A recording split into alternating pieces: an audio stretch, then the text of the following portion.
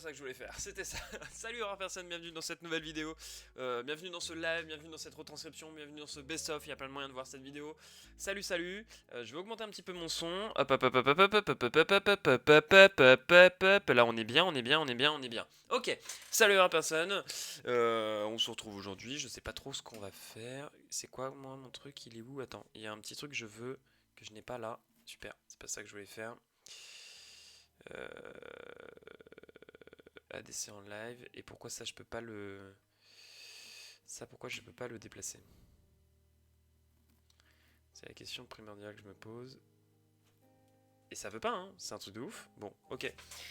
Je comprends pas. J'ai plein de trucs que je peux pas faire. Par exemple... Putain, c'est vraiment nul en fait. C'est quoi ça? Non, je veux pas ça. Ça dégage. Alors, alerte 3D, on s'en fiche. Annonce dernière vidéo. Et ça me prend tout le temps mon ensemble, c'est un truc de ouf. C'est nul, c'est vraiment nul.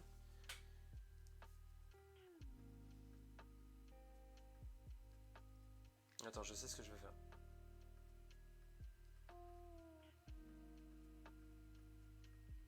Je sais ce que je vais faire comme ça. Putain, mais c'est éclaté, ça pue.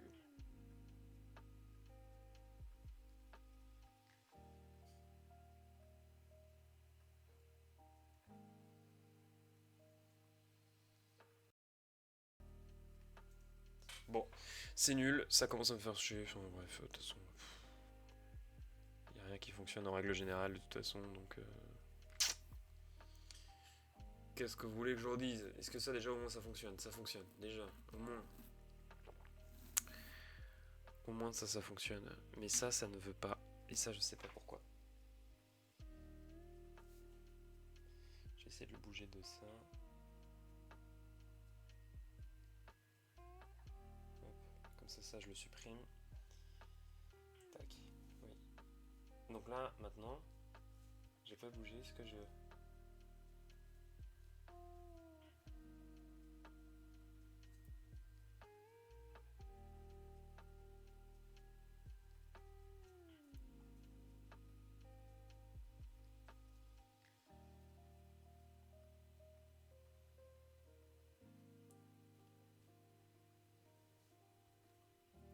Oula.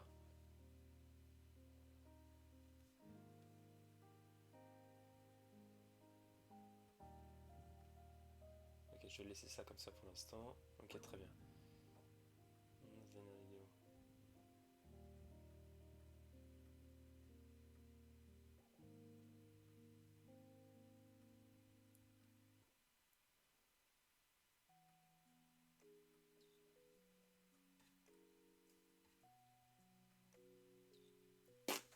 Bon, ça fonctionne pas, je ne comprends pas. Ok, on va faire un petit truc en particulier, je sais pas quoi faire encore. Comme d'hab, je sais jamais ce que j'ai envie de faire ou n'importe. Donc...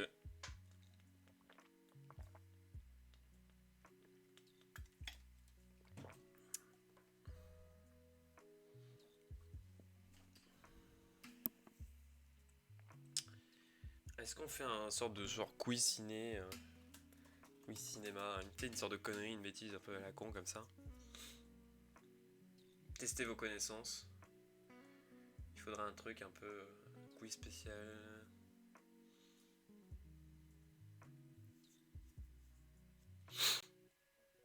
J'ai trouvé un truc comme ça. En vrai, ça peut se faire. Moi, je peux essayer quiz cinéma Indiana Jones. Moyen. Bon. Classer les films selon le score du box-office français. Quiz des niveaux de cinéma. Ok, on va essayer les quiz saga et Indiana Jones. Je sais pas si ça fonctionne. Niveau moyen. On va essayer. Putain, il y a trop de pubs partout là. Ah, c'est là, ok. Quel est le réalisateur des 4 premiers films Indiana Jones? Donc c'est Steven Spielberg. Ah, faut valider en plus. Ah, le bruit est horrible. Ah oui, il n'y a pas eu... Ok, question suivante. Allez, j'ai pas activé l'audio du bureau. Ok, quel accessoire ne fait pas partie de la panoplie d'aventuriers d'Indiana Jones? Le chapeau, le lasso, le journal de voyage, un sac en bandoulière, le journal de voyage.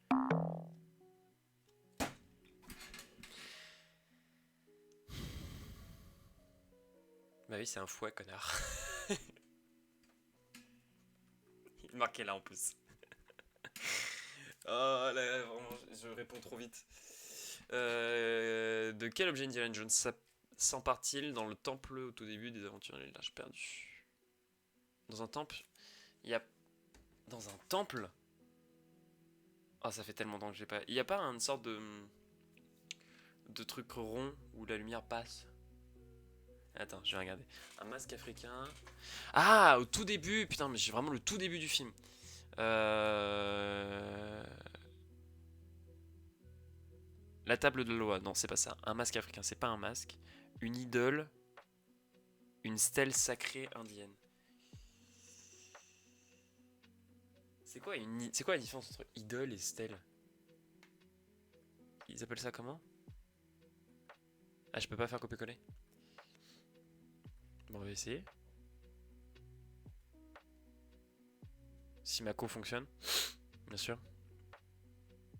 Alors, idole. Je sais pas quoi là. Non, c'est pas ça que je voulais faire. Tcha-tcha.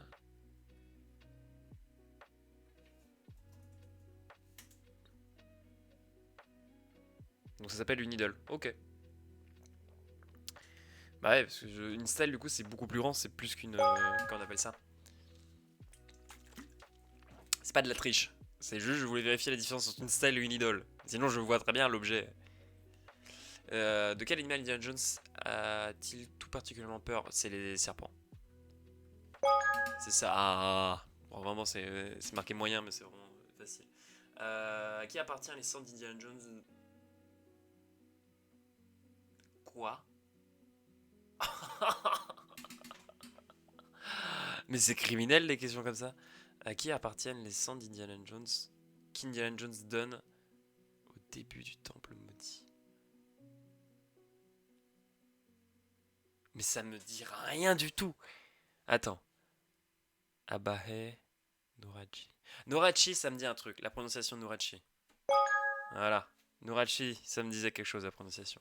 Quelle partie du corps d'Indiana Jones manque de se faire arracher dans le temple maudit? Bah c'est le cœur, non? Voilà.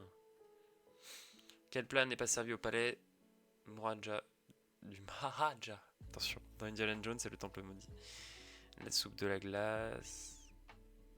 Coléoptère, des migales. J'ai envie de dire de la glace, mais je sais pas pourquoi en tête, j'ai l'impression qu'il y a quand même une glace qui se balade. Ouais, c'est ça, c'est les migales. J'ai quand même en tête qu'il y avait la glace.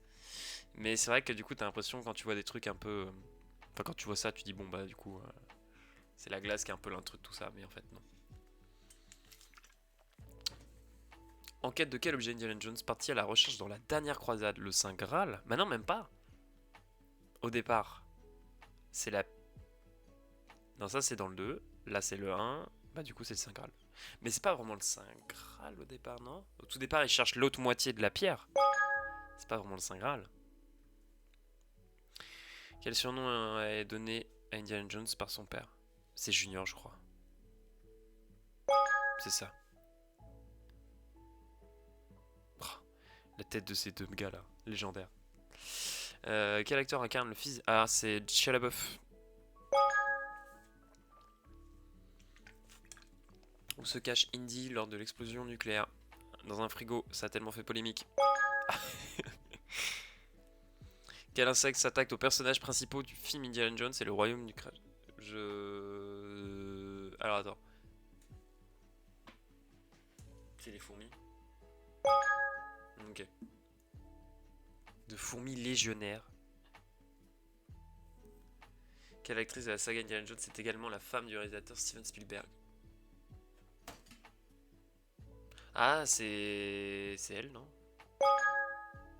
J'ai fait ça au pif. Je savais pas. Combien Indiana Jones sépare la sortie au cinéma du premier film et d'Indiana Jones 5? Oh, bande de salauds. Le premier date de quand? C'est avant les années 80, non? Ah, j'aimerais dire 40. C'est 37 ou 42? Ah, j'ai fait au pif. Hein. Voilà, j'ai fait au pif.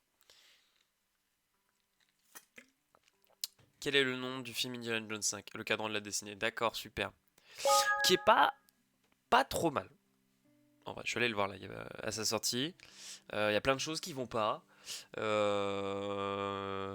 Notamment. Oui, parce que là, du coup, on est parti faire une sorte de mini-critique sur Indiana Jones. C'est pas trop mal. En règle générale, une fois qu'on est sorti du film, enfin une fois que je suis sorti du film, je suis en mode waouh, ça allait. C'est pas non plus la catastrophe que moi je m'attendais.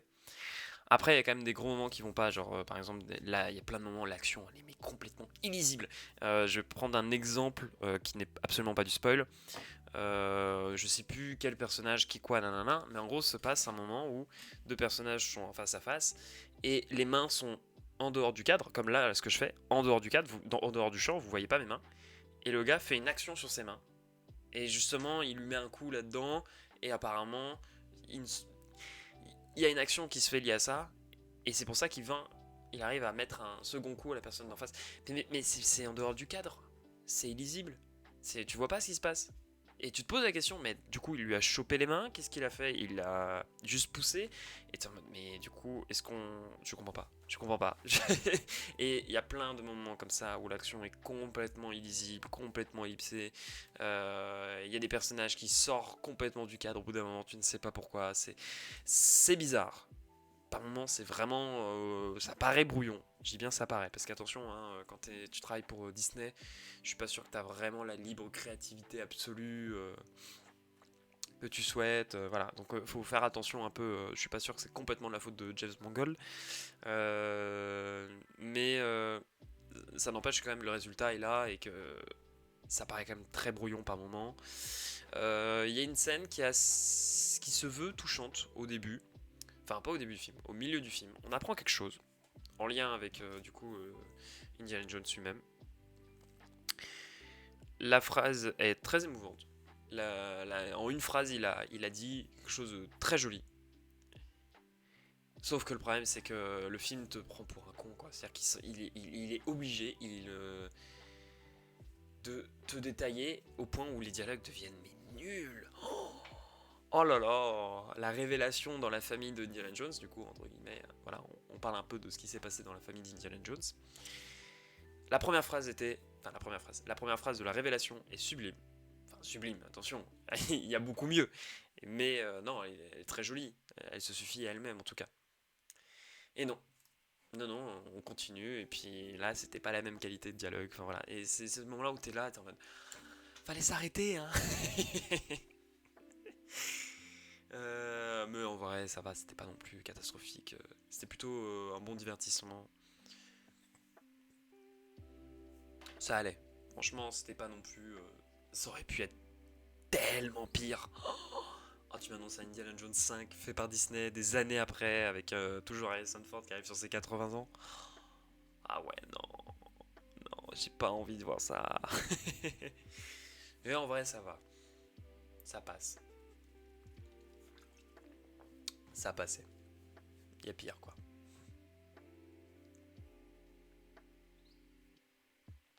Est-ce que je fais quoi Est-ce qu'il y a des fans films Indiana Jones? En vrai, je me pose la question. Je vais faire ça.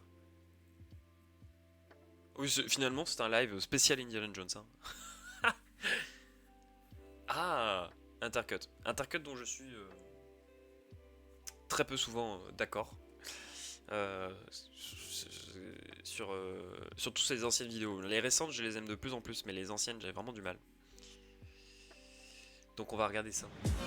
Rendez-vous sur Wix.com et lancez votre boutique à partir de... C'est fort. Mais en fait, je dirais qu'on est vraiment pas sur un mauvais film, mais quand même, Spielberg nous manque, quoi. Ouais, c'est vrai. Bonjour à tous, je suis allé voir Indiana Jones 5, que j'attendais énormément, puisque je suis un grand fan de la saga, et que j'ai un rapport assez particulier, qui je pense n'est pas le rapport général, puisque je sais que énormément de gens détestent Indiana Jones 4, et bon, ok, alors là-dessus, d'abord, je vous en parle parce que ça a une importance dans la critique de Indiana Jones 5, à mon sens, c'est aussi le plus faible de la saga, mais le 2 est pas loin, mais j'ai quand même une certaine tendresse pour Indiana Jones 4, je trouve qu'on y retrouve une espèce d'énergie, un amour du personnage, Spielberg qui sait ce qu'il filme et qui le filme quand même avec une sorte de virtuosité, et à ce sens-là, moi je trouve que la scène d'intro d'Indiana Jones 4 est une pure réussite et qu'il y a quand même vraiment beaucoup de qualité, ne serait-ce que dans la première apparition du personnage. Et il y a beaucoup de défauts, mais dans ces défauts, moi par exemple, je compte pas l'histoire du frigo qui est tant décriée par tout le monde, y compris par ceux qui s'étonnaient pas par contre que Indiana Jones survive d'une descente d'avion dans un canoë.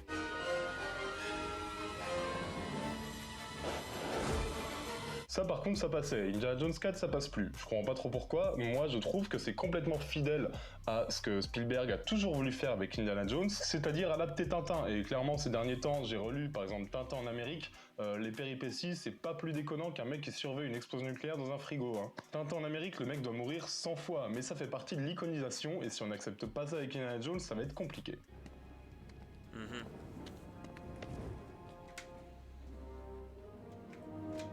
Bref, c'est le premier épisode que Spielberg ne réalise pas, ça devait un peu me faire peur, mais étonnamment je partais assez confiant. Parce que j'adore James Mangold et j'aime beaucoup son cinéma, je trouve que c'est loin d'être un tâcheron, et surtout qu'avec Logan il nous a montré qu'il était assez fort avec l'utilisation de héros connus de tous et vieillissants. Il était assez doué pour mettre en scène le retour d'un héros au crépuscule de sa vie, Indiana Jones s'y prêtait parfaitement. Le problème c'est que quand on va voir Indiana Jones, est-ce qu'on a envie de voir la même chose qu'un Logan par exemple? Pas forcément. Bref, je vous ai promis aucun spoiler sur l'histoire, donc je vais absolument pas rentrer dans les détails, je vais absolument pas raconter l'histoire, juste savoir que les méchants de Indiana Jones sont les méchants récurrents. C'est-à-dire qu'ici, Indy va encore se retrouver à affronter les... Je peux pas dire le mot à cause de la monétisation YouTube, mais vous avez compris. Les nazis, j'ai pas de monétisation, je peux le faire. La réalisation de Spielberg nous manque, et en fait, les 20 premières minutes m'ont plutôt scotché en fait dans Indiana Jones 5.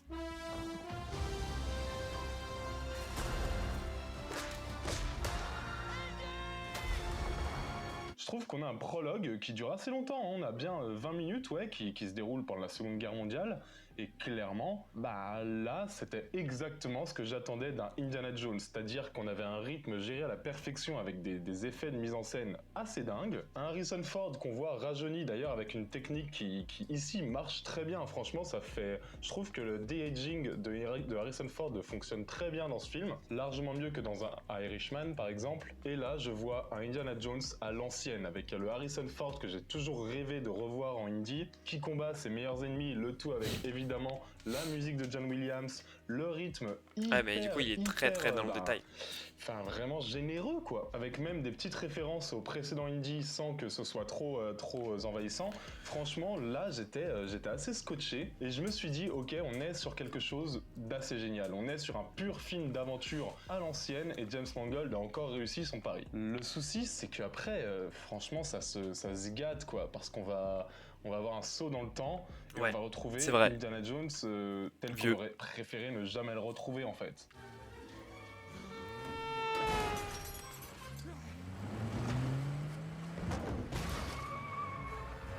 Oh ouais, cette séquence-là, c'est un enfer d'effets spéciaux. Cette séquence-là, toute la séquence avec les vieilles voitures, c'est...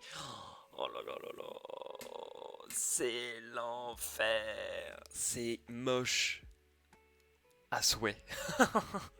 C'est horrible, c'est vrai que c'était horrible cette séquence. C'était vraiment genre tout le long, j'étais en mode allez on va vite, et en plus c'était hyper brouillon parce que la caméra est super proche des acteurs, et tu vois rien de ce qui se passe, c'est l'enfer, rien ne va.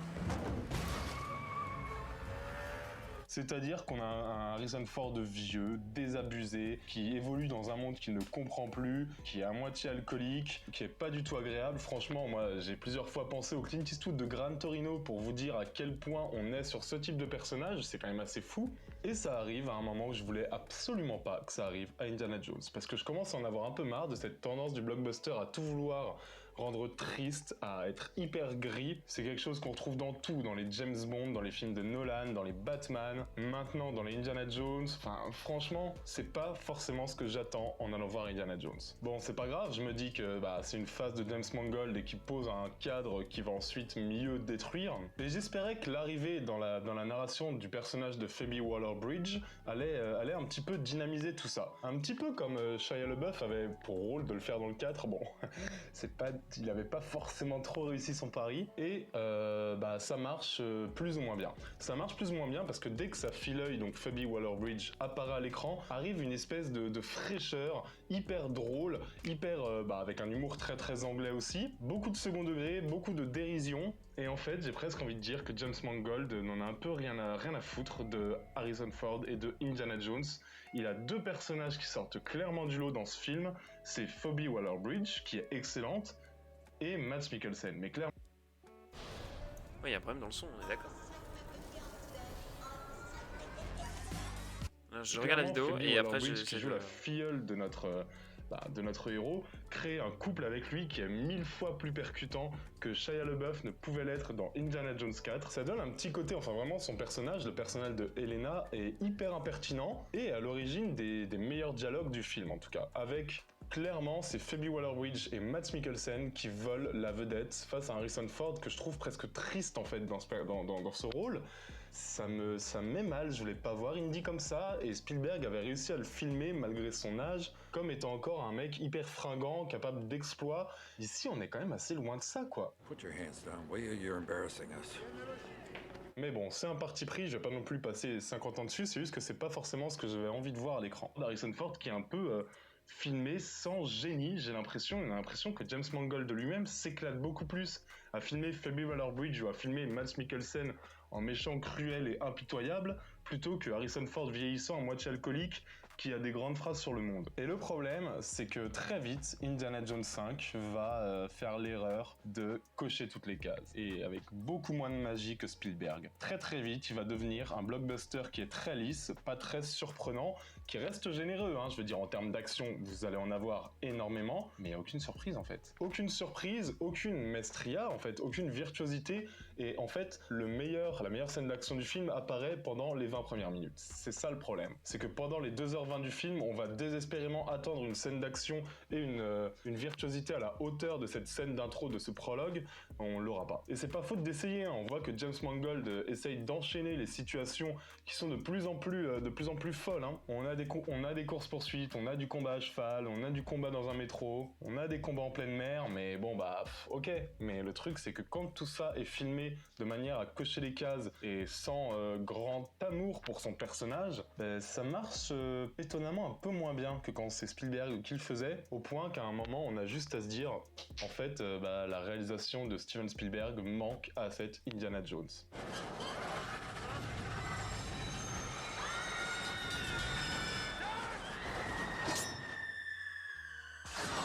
Pour autant, du coup, est-ce que tout est acheté? Évidemment non, comme je l'ai dit, il y a des points forts, il y a un excellent casting, il y a une écriture qui est assez maligne aussi. Je trouve que l'écriture, quand elle quitte l'action, arrive à développer des personnages en quelques plans, en quelques scènes, en quelques échanges, au point par contre de caractériser les personnages comme rarement ça a été le cas dans la saga, à part les personnages principaux. On est sur un film qui parle du temps qui passe, qui est un sujet que Mangold maîtrise parfaitement. Le souci, c'est que ici, je trouve qu'il en abuse un petit peu et que ça donne quand même un côté presque pesant et un peu lourdingue, notamment juste après le prologue, quand on découvre un petit peu le quotidien de Indy.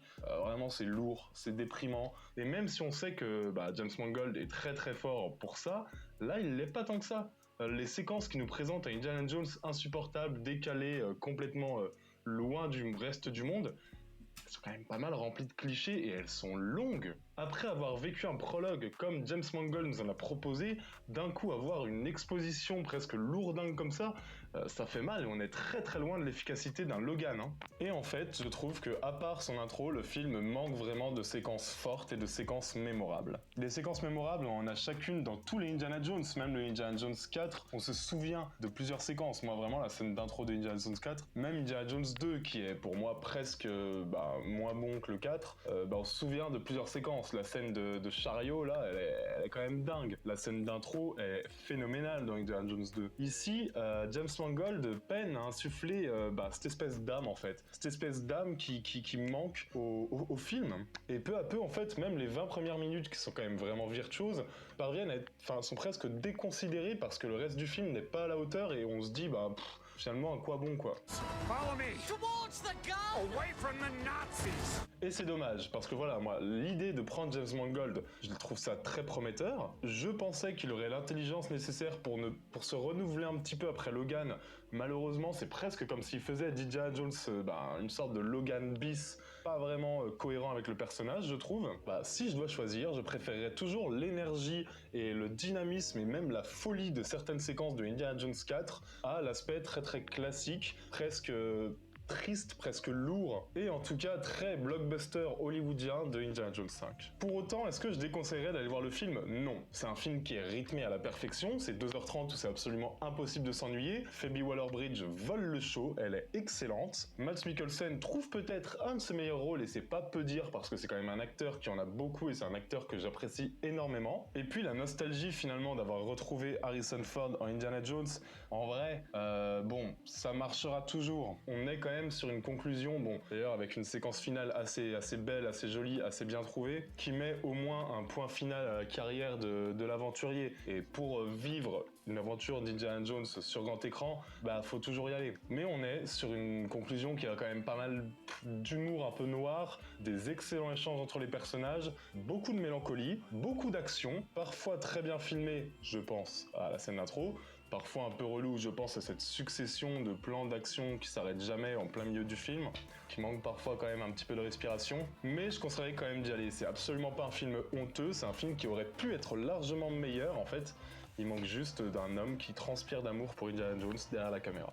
En l'état, c'est un film d'aventure très honorable de 2h20 qui va forcément... Alors du coup, j'arrête la vidéo maintenant. En règle générale, ouais, je partage à peu près le même avis, hein. C'est que la scène d'intro, elle est super cool, méga classe, super bien filmée, bien rythmée. Dès qu'on passe à Indiana Jones aigri, c'est un peu chiant, mais après moi je trouve que c'est le but du personnage en fait, c'est que tu montres un peu que oui, malgré le mec que t'as surkiffé tout le long de ta vie, tout le long de sa vie pardon, quand il est vieux, tu te rends compte que putain, c'est pas beau de vieillir, pas beau. Ouais, je vais mourir. Et c'est aussi un passage que beaucoup prennent, et voilà, ça a été décidé pour Indiana Jones et on l'exploite. Et c'est vrai que ça rend le film un peu plus mou, et je trouve que aussi les scènes d'action au milieu n'égalisent jamais, voire n'égalisent jamais la scène d'intro. Et la fin est bien trouvée. Je trouve que c'est une fin qui est extrêmement bien trouvée. Voilà. Est-ce qu'il y aurait des avis genre méga nuls sur Indiana Jones 5? Je vais regarder sur le meilleur site de tous les temps. Hein? Hein? Non, ça va, il y a pire. Moi, j'utilise beaucoup Allociné, mais seulement pour savoir quel film sort dans mes salles de ciné. Voilà, c'est tout. J'utilise jamais la section avis. Alors, est-ce qu'on regarde la presse déjà? Est-ce qu'il y a quelqu'un... Les cahiers du cinéma qui a mis... Ouf. Ah, il y a quand même tout un texte avant. Ah, dommage. Ok. À peine sorti d'un prologue potable qui ravive les traits d'Indy quadragénaire, d'accord. Quadragénaire. Au temps de sa course contre les nazis, on bouscule dans le présent pour s'ellipser. Pour s'enliser dans des prouesses davantage à la portée d'un vieux monsieur, Mongol maintient finalement fort dans la scène. Okay. On peut être conscient que le régime numérique ont déjà été ringardisés par Facehype. C'est un peu dur, hein. Ah ouais. Putain, le film aurait pu être simplement anecdotique, il s'avère finalement détestable. Bon déjà, quand tu dis ça là, le film aurait pu être finalement anecdotique, c'est que déjà tu partais sur le fait que ça va être nul. Tu vois, genre déjà tu vas avec des a priori. Bon après je dis ça, mais j'y suis allé aussi avec en mode je vais pas aimer, et finalement ça va, ça se laisse regarder, je trouve ça plutôt cool. Ok. Et au niveau des avis, y a pas un truc qui peut être sympa, un peu drôle? Non, y a pas? Spectateur. Il y a 6 critiques avec 0 étoile. Très déçu de ce nouvel opus, le film est visuellement désagréable à regarder et l'histoire est assez ennuyante. Le final aurait pu être magnifiquement poétique mais laisse place à une fin facile et stupide. Scénario indigent. Pas une seule idée neuve, sauf l'intrusion dans l'antiquité gréco-romaine avec le siège de Syracuse. Et malheureusement, cette idée n'est quasiment pas exploitée, aucune émotion, aucun suspect. 2h30 d'ennui, c'est nul. Là, je le marque pas au montage, parce que ça, je l'aurais flouté. Mais il y a un énorme spoil, cet enfoiré, dans la critique. D'accord.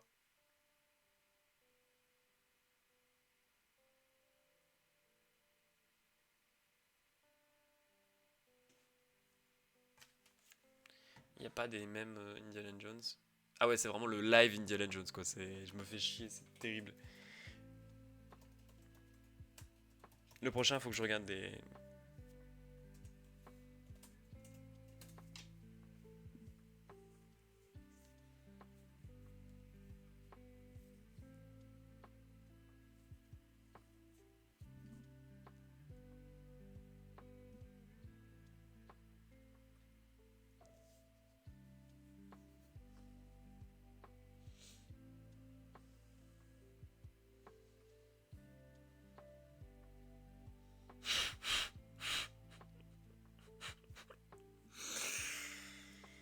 Ah bon, on va finir le live sur ça, hein, c'est pas mal.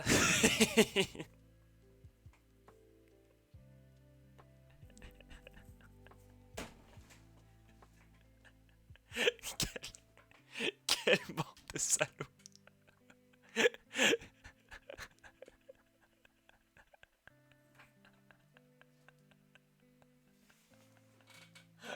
C'est tellement drôle. Quelle bande d'enfoirés. Y a vraiment rien qui va, quoi. Quelle bande de salopes.